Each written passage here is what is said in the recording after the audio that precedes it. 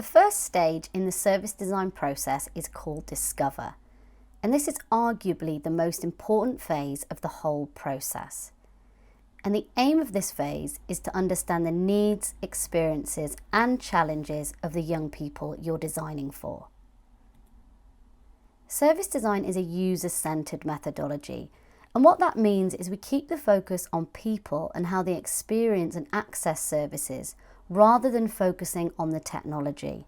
Remember, it's people first and technology second. It's about viewing the service through the eyes of a young person.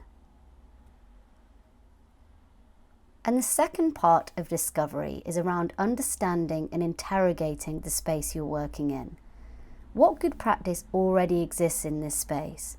What previous research or innovations can you learn from? Who else has faced the same problem and found a solution? And who are the wider stakeholders? Who else do we need to engage with? The first thing you need to do is be clear about the problem you're trying to solve. You need to be quite specific and to the point.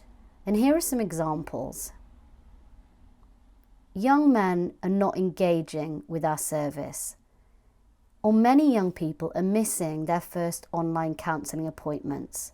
Young people are signing up to receive online counselling, but despite this, many of them are not turning up to their first scheduled session. And you'll notice that these examples are very specific. Another good way to stay focused is to set an outcome. What change would you like to see as a result of your service design project? For example, we would like to see that more young men engage with our service, or more young people turn up to their first online counselling session. We want to see an improvement in the drop-off rate. Once you've established the problem you're trying to solve and the outcome you'd like to achieve, you'll begin to conduct a piece of user research. And the user research will help you to understand the challenge from your service user's perspective. Understand their needs and also understand their behaviours, bearing in mind that what people say they do and what they actually do can be two different things.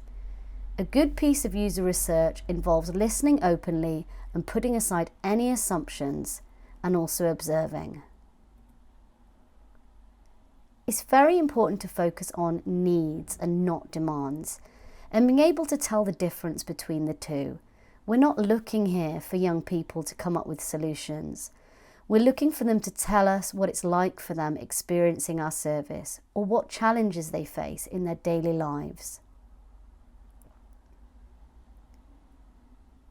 There are a range of methods that you can use with this phase.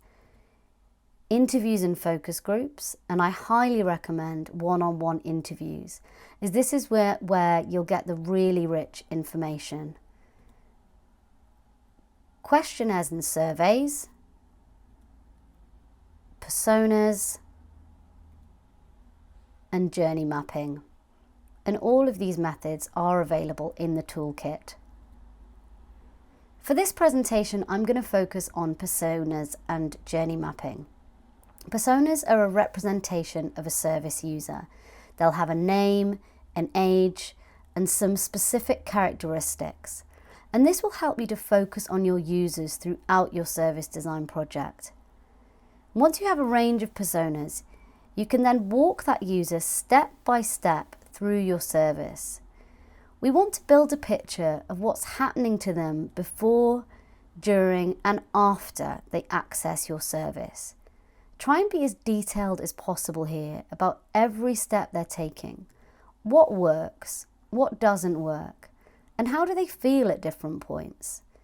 Are there moments of frustration, anxiety, excitement? Doing this exercise will give you a good picture of the problem areas within your service. And finally, you'll complete the discovery phase by conducting some wider research. What can we learn from? Who else has solved the same problem and what did they do? And at the end of this, you'll present your findings in a discovery report. And this will be a point of continual reference that you can look back on throughout the rest of your service design project to make sure you always remain user-centered.